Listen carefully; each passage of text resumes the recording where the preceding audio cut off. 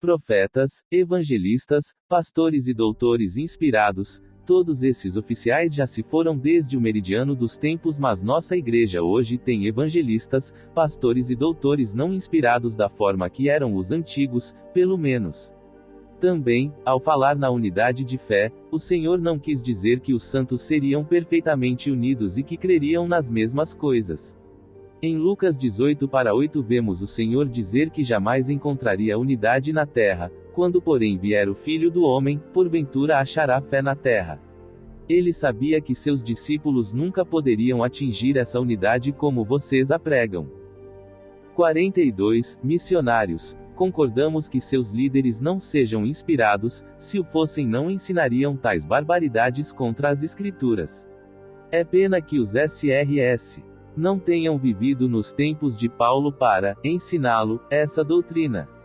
Então, talvez ele não houvesse escrito aos coríntios estas palavras, que digais todos a mesma coisa, e que não haja entre vós dissensões, antes, sejais unidos, num mesmo sentido e num mesmo parecer. 1 Coríntios 1:10 da manhã.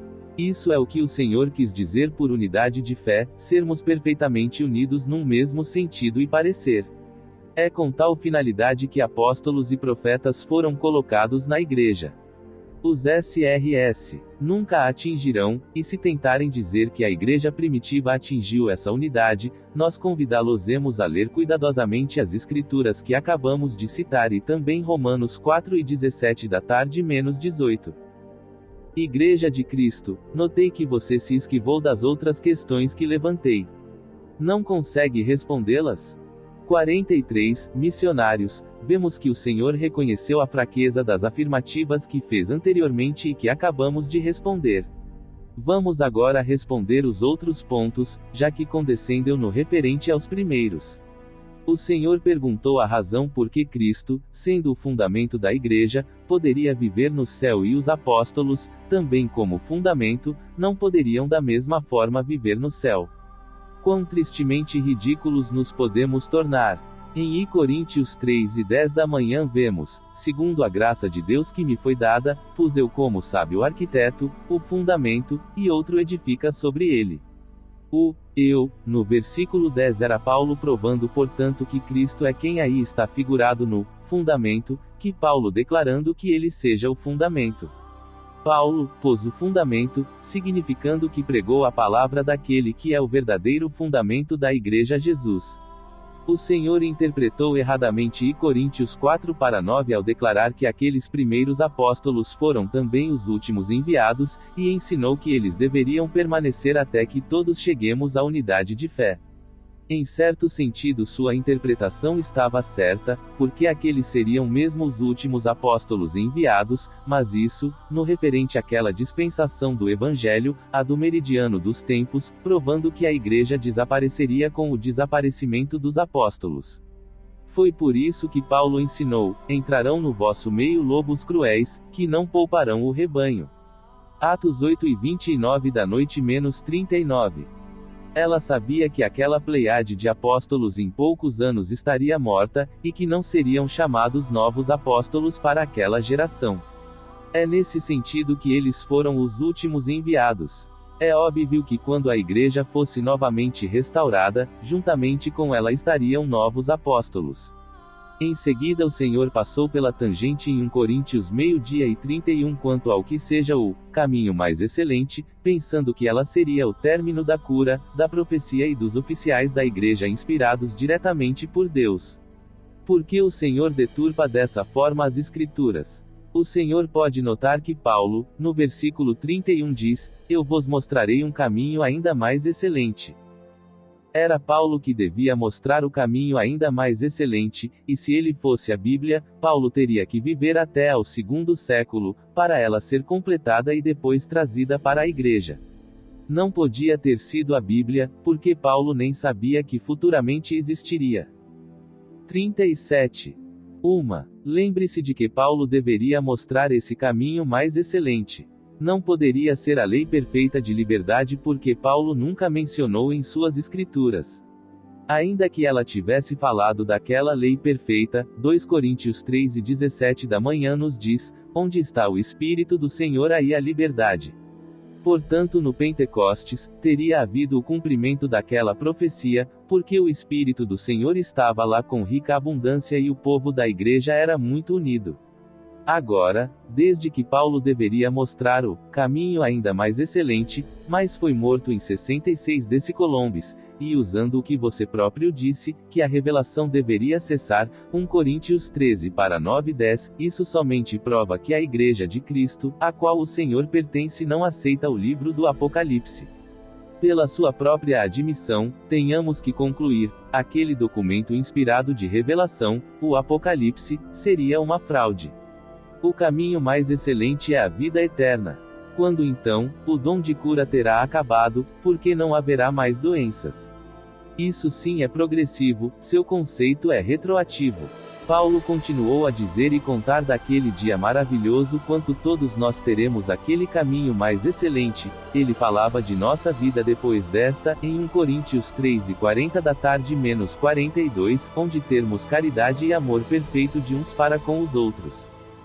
Igreja Católica, você mencionou que apóstolos mórmons satisfazem a qualificações como registradas na Palavra de Cristo.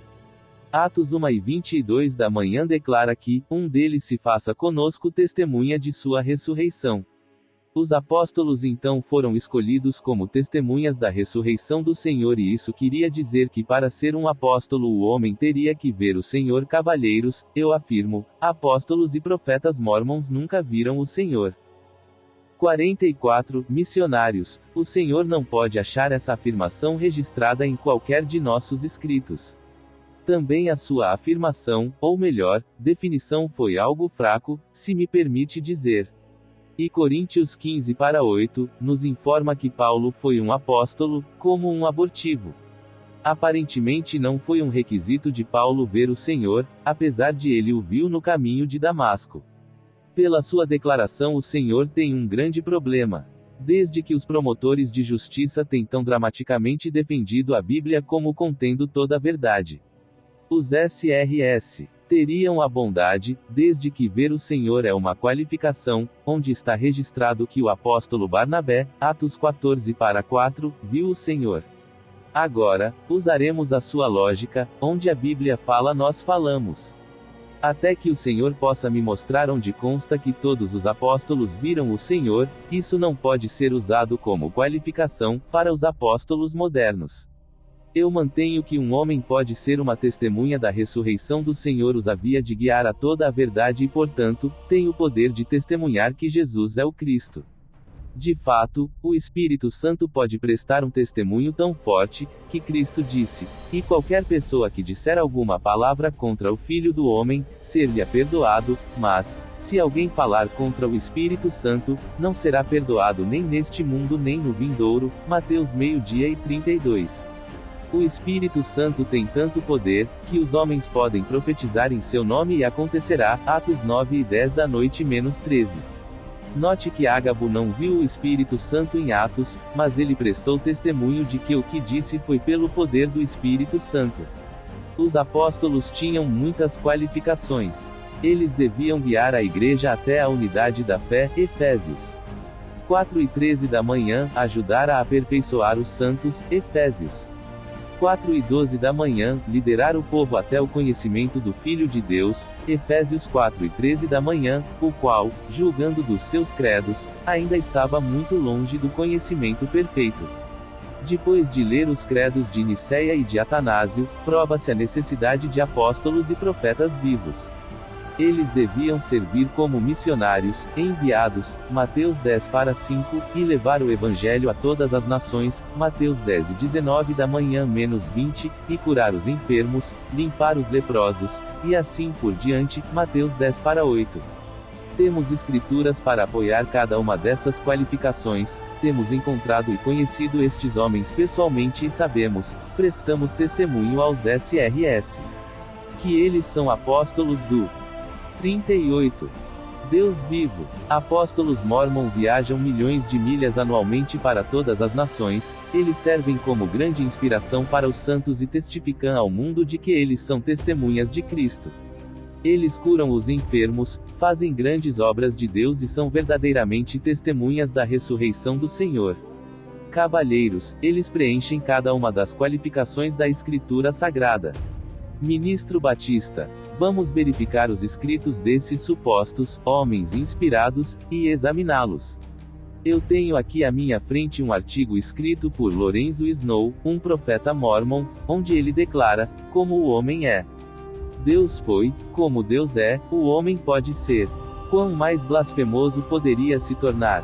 Em outras palavras, os santos dos últimos dias ensinam que Deus já foi um homem, e que nós poderemos ser deuses. Porém, o livro de Mórmon, o grande livro de Mórmon, declara em Moroni 8:18 da manhã, porque sei que Deus não é um Deus parcial, nem um ser variável, ao contrário, é imutável de eternidade a eternidade. Olhe isso, Senhor Juiz.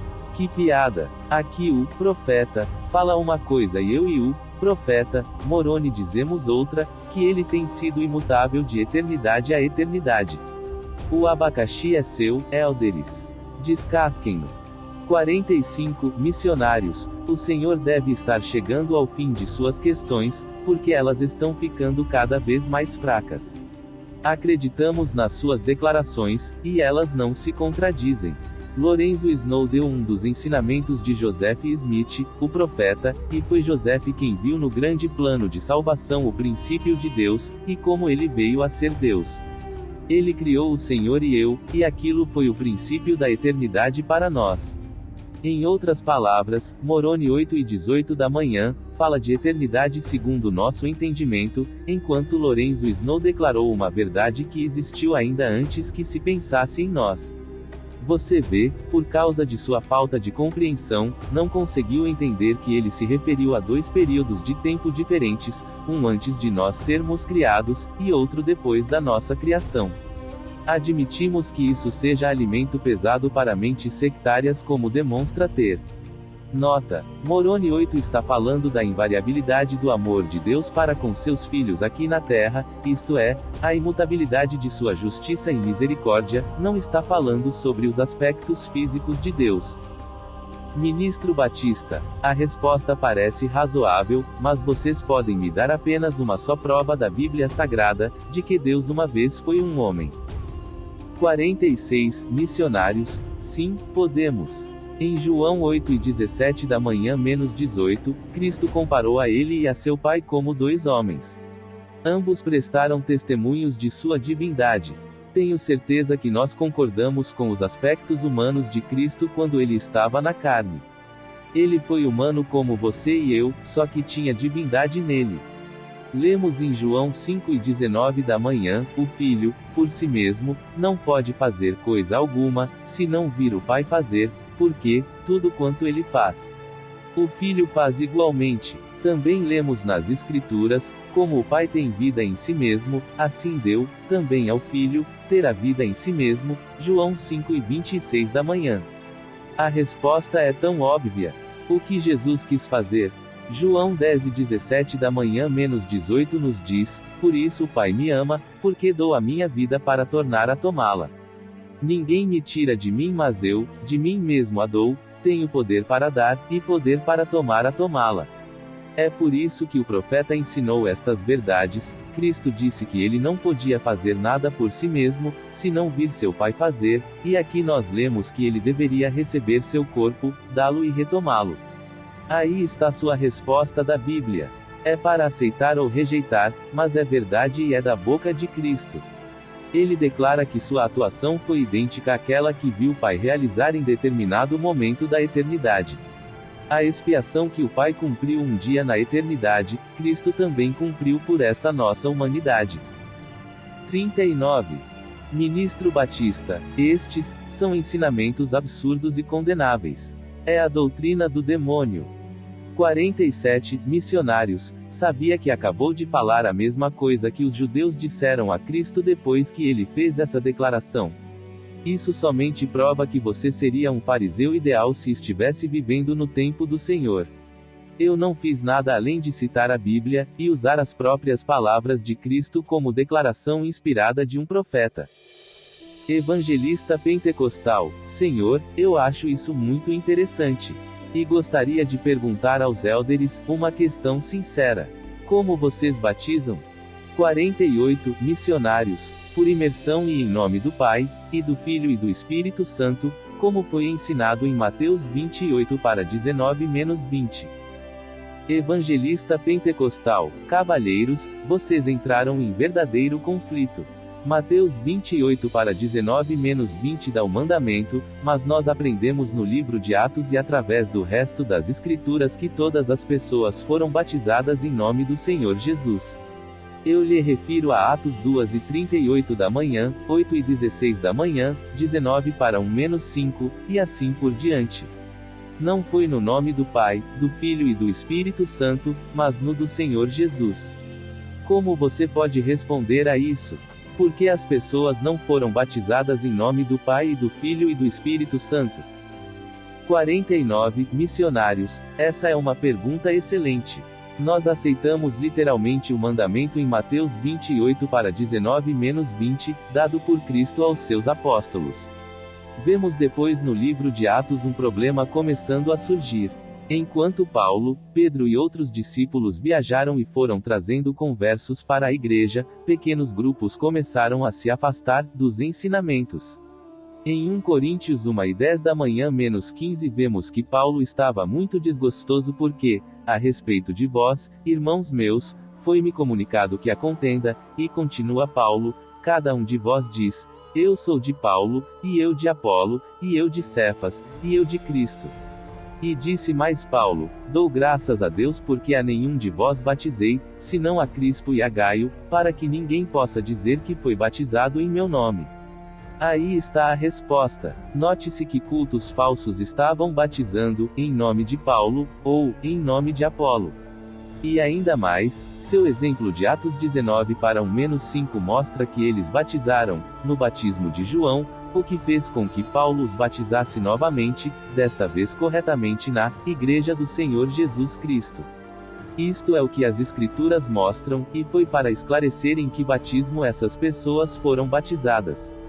Isso denotou a igreja a que eles se afiliaram, a qual era a do Senhor Jesus Cristo. Mas o fundamento da ordenança é para sempre o mesmo, que eles deviam ser batizados em nome do Pai, e do Filho, e do Espírito Santo. Igreja Anglicana, enquanto estudei a sua fé, aprendi a respeito de sua crença do casamento do céu. Essa doutrina pode ser diretamente aplicada aos ensinamentos de Smith e às ideias sobre os sexos que tem a Igreja Mórmon. Mateus 10:23 da noite -30 nos diz que a resposta de Cristo aos saduceus foi, na ressurreição, nem se casam, nem são dados em casamento, mas serão feitos como anjos de Deus, no céu. Porque, então, se não somos casados nem dados em casamento no céu, de acordo com as palavras de Cristo, vocês ensinam a doutrina falsa do casamento eterno. Isso é um notável desacordo com a palavra de Deus. 50 Missionários, caro Senhor, Cristo sempre respondeu às pessoas de acordo com o conhecimento que percebia nelas. Por exemplo, usava parábolas para ensinar ao fazendeiro, ao pastor e ao lavrador em comum. No seu exemplo, Cristo havia sido confrontado. 40. Por um sadúceo. O versículo 23 mostra que naquela ocasião, os que o interrogavam, não criam na ressurreição. Portanto, Cristo tinha um opositor diante dele, fazendo perguntas sobre coisas que não acreditava, tentando confundir ao Senhor. Cristo viu naquela circunstância uma oportunidade para ensinar. O sadúceo fundamentou-se na lei judaica, lei do levirato, que mandava que a mulher de um falecido e que não lhe tivesse dado um filho, deveria coabitar com um irmão do falecido para levantar-lhe uma descendência. No caso particular armado pelo sadúceo, os irmãos do morto foram morrendo sucessivamente sem dar descendência ao primeiro marido. A mulher foi casando também sucessivamente com cada um deles, eis que morreu o sétimo e último, e ela também morreu. A pergunta era, de qual dos 7 seria a mulher na ressurreição? Cristo respondeu de acordo com o entendimento que o opositor demonstrava ter. Ele respondeu especificamente à pergunta, isto é, na ressurreição nem se casam nem são dados em casamento. Isso significa que depois de havermos ressurgido não mais nos podemos casar, nem ser dados em casamento por procuradores oficiando por nós. O casamento é para ser realizado na mortalidade, quando nos damos em casamento pessoalmente nos templos do Senhor, ou no mundo dos espíritos antes da ressurreição, quando somos dados em casamento por procuradores mortais, também nos templos. Cristo disse mais: errais não conhecendo as Escrituras nem o poder de Deus. O poder de Deus, para ligar na terra aquilo que será ligado no céu. Em Mateus 19:4-6, vemos que essa mesma questão foi apresentada por um fariseu, o qual acreditava na ressurreição. A ele o Senhor deu outra resposta: o que Deus juntou, será para sempre. Nisso, os fariseus o compreenderam, pois criam na ressurreição. É por isso que em 1 Coríntios 11:11 da manhã lemos: nem o varão é completo sem a mulher, nem a mulher é completa sem o varão diante, na presença do Senhor. É por isso que em Pedro 3:7, ele afirmou ao povo que o homem e a mulher serão coerdeiros da graça da vida asterisco. Os apóstolos da nossa igreja, hoje, ligam na terra pelo poder de Deus aquilo que será ligado no céu. Portanto, Cristo respondeu aos saduceus, de acordo com seu pouco conhecimento e incredulidade.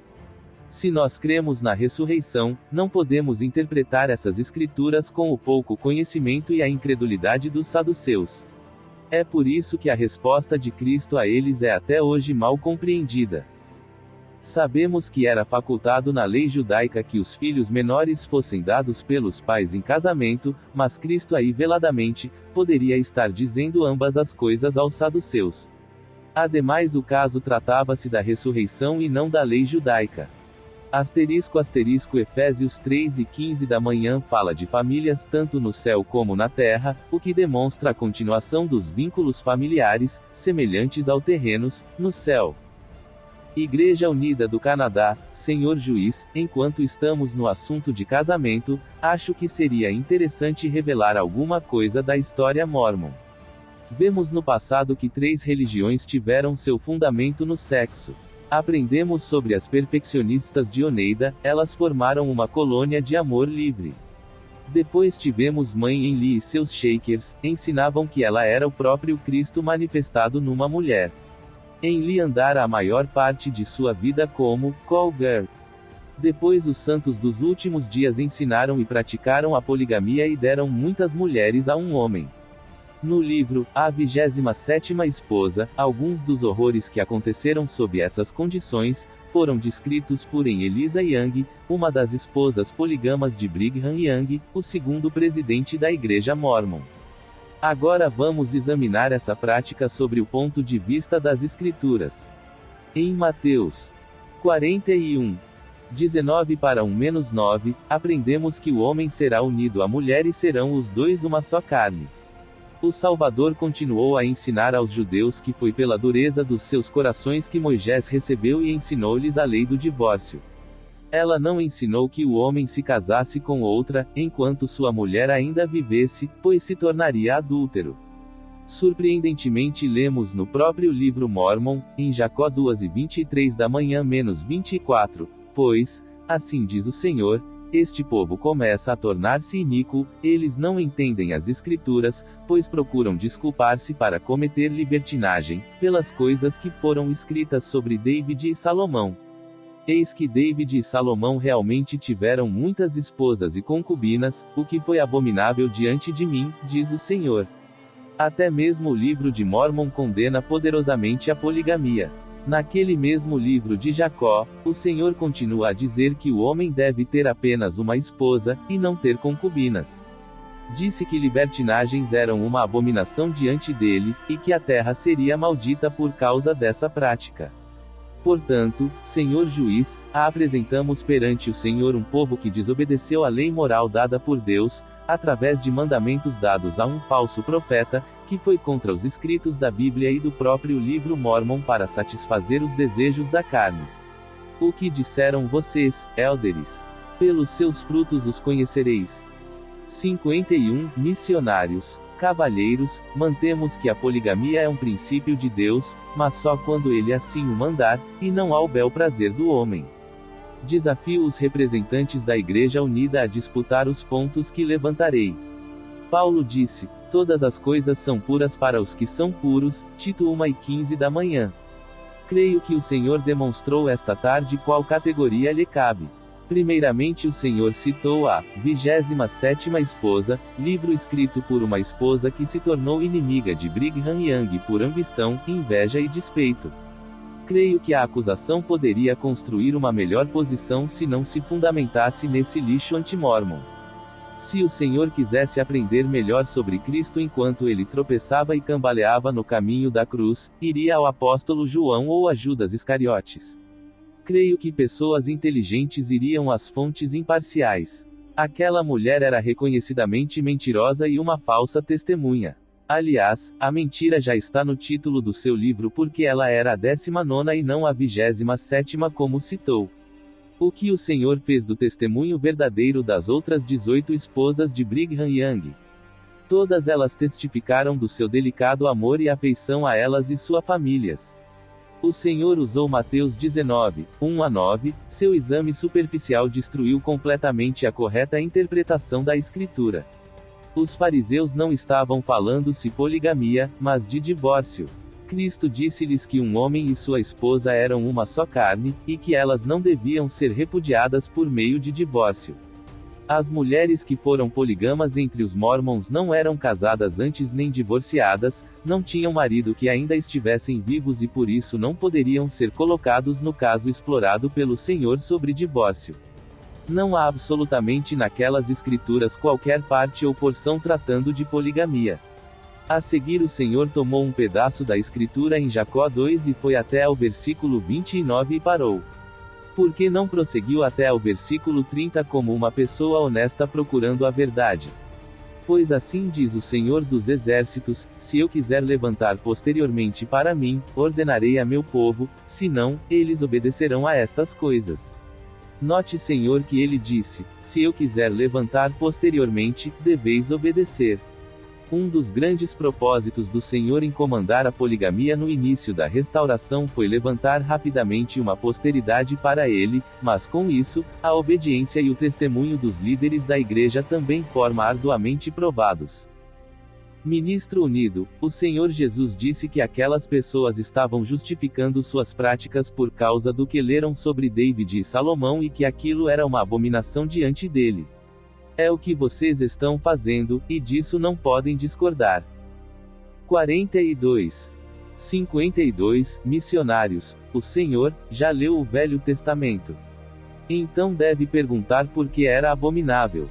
Aparentemente, David e Salomão exorbitaram, foram além do que era justo, aquilo que Deus ordenava no concernente às esposas que eles deveriam receber, ambos fizeram coisas abomináveis, e Deus os fez pagar por isso. Deus é perfeito, portanto, as coisas que ele faz e ordena ao homem fazer são justas, perfeitas e sem sombra de iniquidade. Ele disse a David pelo profeta Samuel, assim diz o Senhor Deus, deite a casa do teu senhor, Saul, e pus as suas mulheres nos teus braços. Por sua frágil interpretação das Escrituras, nem percebeu que acabou de acusar Deus de iniquidade, pois foi ele quem ordenou David a ter várias esposas. Se o Senhor tivesse lido e entendido o Velho Testamento, saberia a razão da poligamia de David e Salomão ter se tornado abominável diante de Deus. Vemos em 2 Samuel 12:9-10, porque, pois, desprezaste a palavra do Senhor, fazendo o mal diante dos seus olhos. A Urias, o Hitita, feriste a espada, para fazer de sua mulher tua esposa, e a ele mataste pela espada dos Amonitas.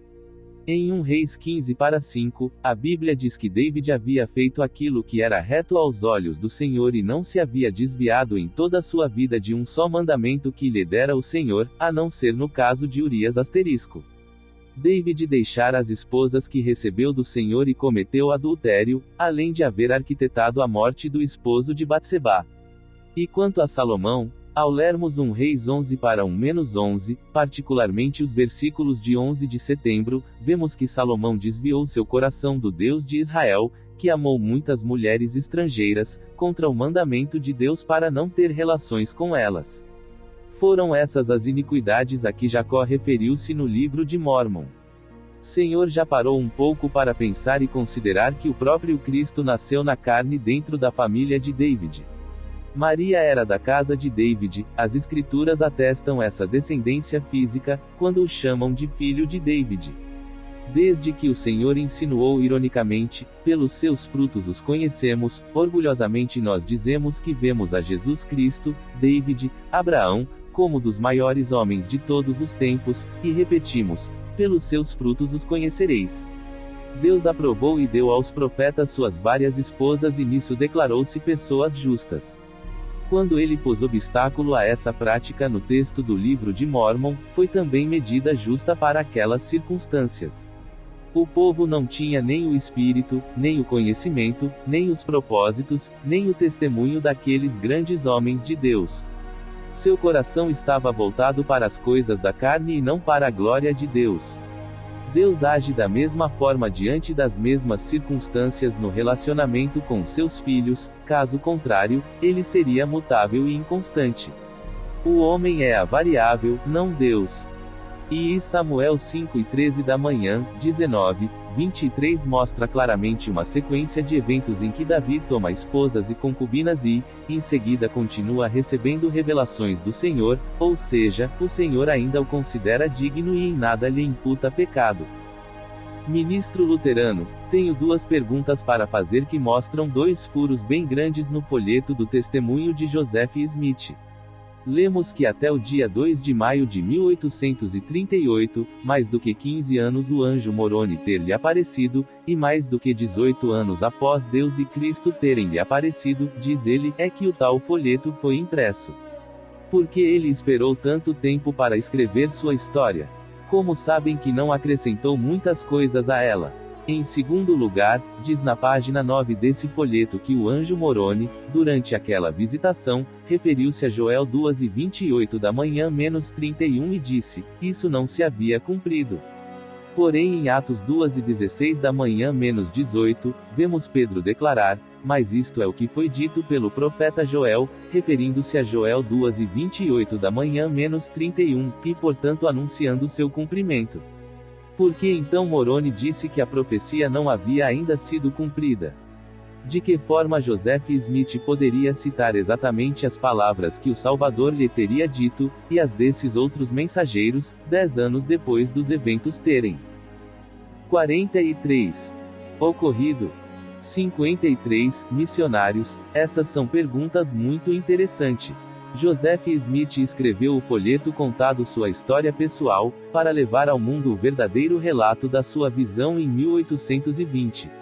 Isso para sobrepujar as muitas mentiras, rumores e relatos falsos que começaram a ser difundidos verbalmente e publicados impressos, para esclarecer qualquer confusão e para ajudar a obra corretamente aqueles grandes mensageiros celestiais, com 18 anos separando a visão dos seus escritos, mas não me parece nada intrigado quanto ao livro de João, que registra muitas conversações com o Salvador, palavra por palavra, além de algumas de suas mais dramáticas declarações, as quais os historiadores CRE que surgiram por volta do ano 100 de nossa era.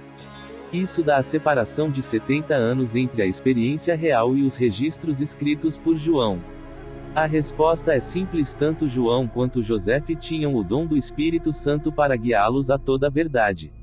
Como registrado por Joseph, o Espírito havia deixado poderosa impressão em seu cérebro pois, no caso da primeira entrevista com Moroni, ela se repetiu, ipsi literis, mais 3 vezes, para que a impressão fosse irremovível. Além do que, Joseph possuía um diário que certamente ajudou-o também na composição do folheto. Em resposta à profecia de Joel que o Senhor citou, Pedro nunca declarou que ela havia sido cumprida. Ele apenas disse que Joel havia se referido a esse dia, o Pentecostes. Na maioria das vezes as profecias têm cumprimento progressivo, de partes em partes. Por exemplo, a imprecação profética dos judeus, que o seu sangue, o sangue que fizeram derramar de Cristo, caia sobre nós e sobre nossos filhos. A descendência. Essa profecia foi cumprida a partir de 70 depois de Cristo, através da Idade Média e outra vez sob Adolf Hitler. Temos outro exemplo, quando Cristo profetizou que este evangelho do reino será pregado em todo o mundo, em testemunho a todos os povos, e então virá o fim. Paulo declara: o evangelho foi pregado a toda criatura que há debaixo do céu. Colossenses 1:23 da manhã, mas só onde ele fora chamado para pregar o evangelho. De acordo com Cristo, o fim deve vir, mas aquele evento foi apenas um cumprimento parcial. Poderíamos citar um sem número de casos semelhantes. Que a profecia de Joel foi só parcialmente cumprida no Pentecostes. Está demonstrado mais adiante nessa mesma profecia, a qual vocês de propósito se furtaram de ler integralmente, e mostrarei prodígios no céu e na terra, sangue, fogo e colunas de fumo. O sol se converterá em trevas e a lua em sangue, antes que venha o terrível dia do Senhor. Creio que todos podem concordar que essa parte da profecia ainda não foi cumprida, portanto, Moroni pode dizer que isso ainda não se havia cumprido.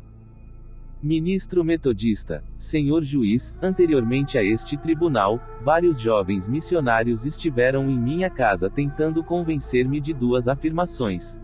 Enquanto davam a primeira das 6 palestras que costumam dar, usaram Mateus 11:13 da manhã -14 para provar que João Batista deveria vir, como afirmaram, para restaurar todas as coisas, o que inclui igreja, sacerdócio, apóstolos e profetas. Tenho certeza de que estes jovens também usam essa mesma escritura e mantenho que ela é seriamente mal interpretada por eles. Mateus 11:13 da manhã, falando de João, diz: porque todos os profetas e a lei tiveram a palavra até João. E se quereis dar crédito, é ele, João, o Elias que havia de vir. Isso mostra que João era o Elias que deveria vir, porque Cristo viria uma segunda vez. A afirmação deles de que o Batista veio em 1829 é falsa. 54. Missionários, seria bom que o Senhor houvesse lido mais cuidadosamente antes de fazer a última afirmação. Cristo, falando de João, disse de fato que João era o Elias que 44. Haveria de vir. Entretanto, perguntamos, os judeus receberam-no? Cristo prosseguiu e mostrou que eles verdadeiramente não o receberam. Em Mateus 11:18 da manhã disse: João veio, ele não bebia e não comia, e disseram, ele é possesso de um demônio. No versículo 19, vem o Filho do Homem bebendo e comendo, e eles dizem, é um comilão e beberrão. Como podem ver, os judeus não receberam João. No capítulo 14 de João, vemos que o Batista foi decapitado pelo tetrarca. É por isso que o Senhor, em Mateus 5:10 da tarde -13, disse que Elias virá primeiro e restaurará todas as coisas, mas digo-vos que Elias já veio e não o reconheceram, mas fizeram tudo o que quiseram. Foi por isso que os discípulos compreenderam que o Senhor referia-se ao Batista. Portanto, mais uma vez dizemos, os judeus não o receberam como o Elias que veio antes da primeira vinda de Cristo. Isso significa que não pode haver restauração se antes não vier um Elias, porque o Elias é um precursor, um preparador de caminho para alguém maior que ele. No caso, Elias não é nome de uma pessoa, é designador de um encargo ou função no trabalho de restauração das coisas do reino de Deus. João Batista não restaurou todas as coisas, ele abriu o caminho para Cristo, que realizou o trabalho maior.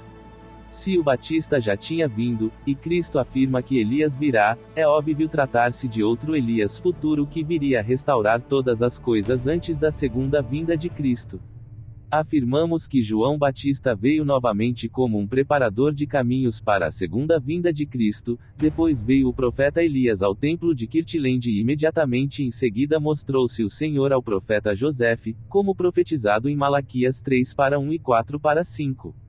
Essas coisas sucederam em 1829 e 1836 respectivamente, provando que a segunda vinda de Cristo está próxima. Igreja de Cristo, Elders, o que o livro de Mórmon contém realmente para justificar sua necessidade?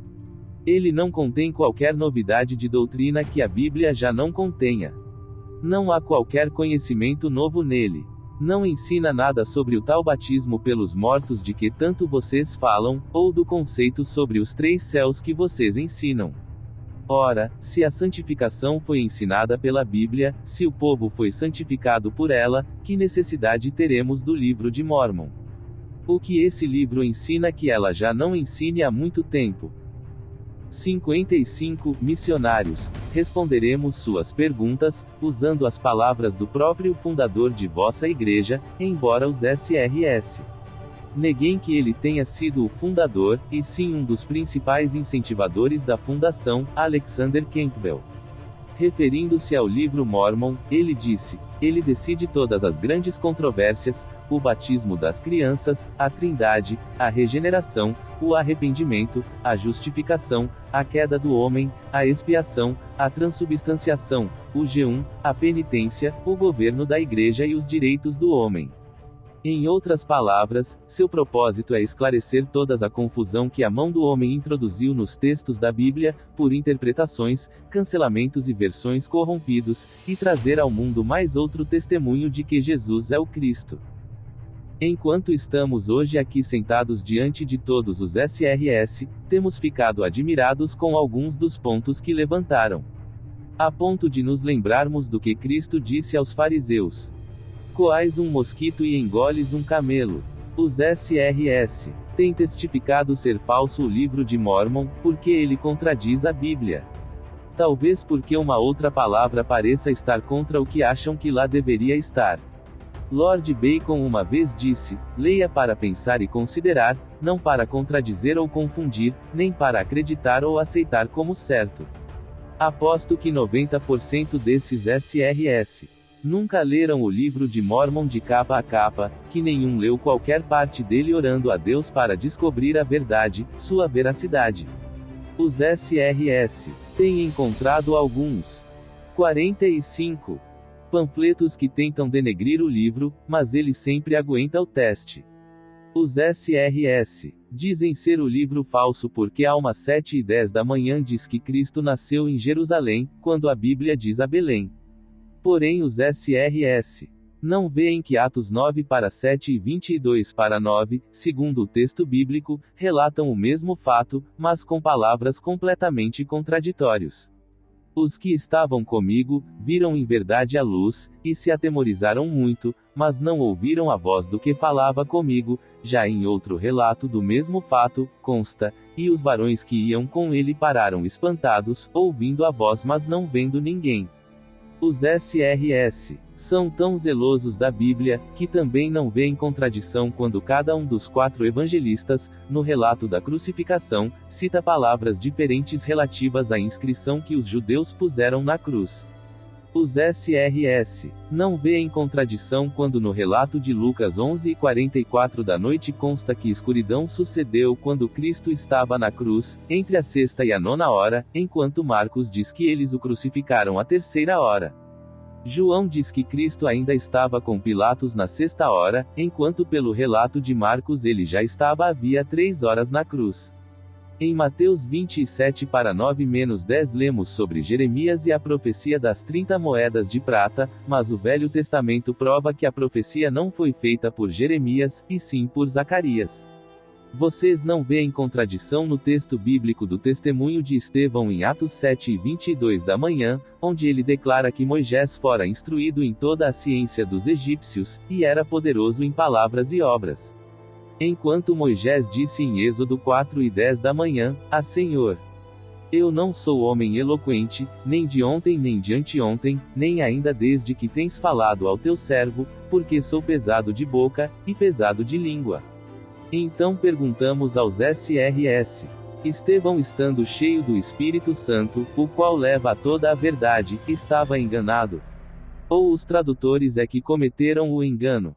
Os SRS continuam a pensar que Deus preserva suas palavras segurando a mão dos escribas, dos tradutores, e inspirado com seu espírito as mentes corruptas e corruptoras, em produzir cancelamento de passagens preciosas dos seus textos originais. Os SRS podem entender agora que o método de Deus preserva sua palavra por sucessivas restaurações, e que ele ainda tem muitas palavras para nos entregar, assim que estivermos prontos para elas. Na ânsia de coar mosquitos para atacar o livro de Mórmon, algumas pessoas dizem que ele contém erros gramaticais. No entanto, até agora, ainda temos um dos maiores erros da língua inglesa, presente na versão do Rei Tiago das Escrituras Sagradas, do men say that he the son of man am. Mateus 4:13 da tarde. Nesta frase, am pertence ao verbo to be, tornando a frase intransitiva, nunca leva a um objeto. Outras pessoas atacam o livro de Mórmon porque em 2 Nef 29 é dito que é um tolo quem aceita só a Bíblia. Porém, aqueles que criticam, fecham os olhos ou esquecem Mateus 4:4, a nos dizer que deveremos viver de toda a palavra que proceder de Deus. Se acreditássemos apenas nos primeiros 5 livros do Novo Testamento, os SRS concordariam que seríamos tolos. O mesmo é verdade quando se trata de um volume maior de escrituras.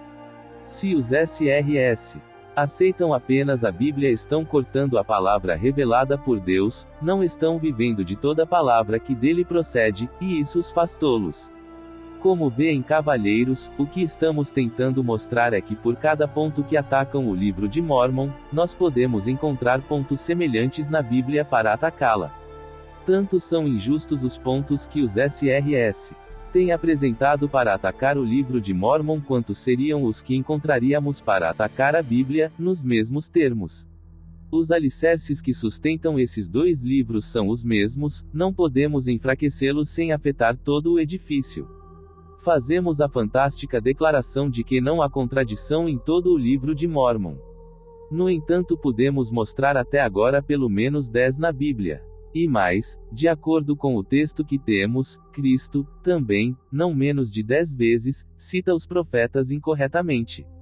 O que os SRS preferem concluir? Que Cristo não conhecia as Escrituras ou que erros humanos foram introduzidos ao longo dos séculos, e que uma restauração seria necessária. Compreendem agora os SRS quão tolos têm sido os crentes, e de quão pouco discernimento tem sido o seu zelo pela Bíblia. Se ele tem verdadeiramente zelo por ela, devem procurar restaurar seu entendimento dela.